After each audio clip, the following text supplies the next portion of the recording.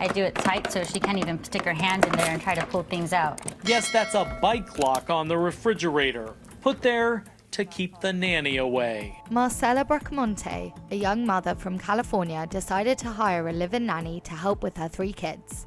She posted a Craigslist ad seeking a nanny in exchange for free room and board. She got a message from Diane Stretton, a kind-looking grandma who offered herself for the job. I did a background check, I've called references. At first, everything was running smoothly. Diane took great care of the kids and they loved spending time with her. He loved her like grandma, and I would tell my mom, you have competition. But after only several weeks, she stopped working.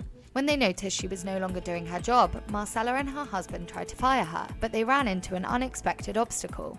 So this corner of your house is basically off limits to you guys right now. When you guys ask her to leave, what does she say to you? She smiles and shuts the door on me.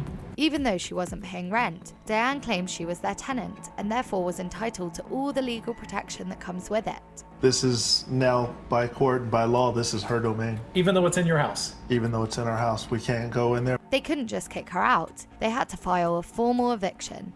It's a long process that can take months. You need to make sure that she has her day in court, however ridiculous it may be. It could be 3 months, it could be 6 months. She could end up filing bankruptcy and it could start all over. Meanwhile, the family had to share their home with her. I got nervous because a woman that is now hateful towards me is sleeping right across from my child. Diane became a squatter, meaning she was illegally occupying a residence.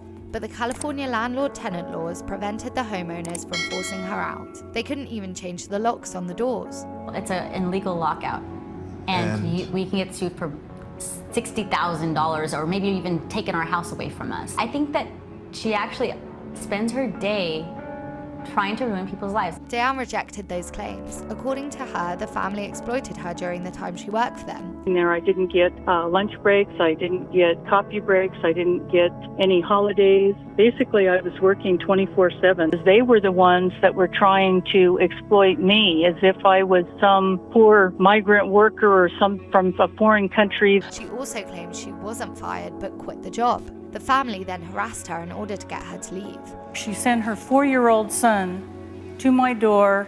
He knocks on my door and he says, "Diane, we have your dinner for you." And I opened the door and there were 3 cans of dog food outside the door. The family is deeply disturbed and absolutely denies all of those statements. Diane eventually moved into her car, but didn't vacate her room in the Bracamontes' home for another 2 months. Since I was constructively evicted from the Bracamontes' home, I've been homeless. According to legal professionals, this situation could have been avoided if Marcela and Diane had signed a proper contract. I think the prospective employer should take the time to either consult with a lawyer or draw up what they are convinced is a legally enforceable and proper document. Unfortunately, the advice came too late for the Bracamontes.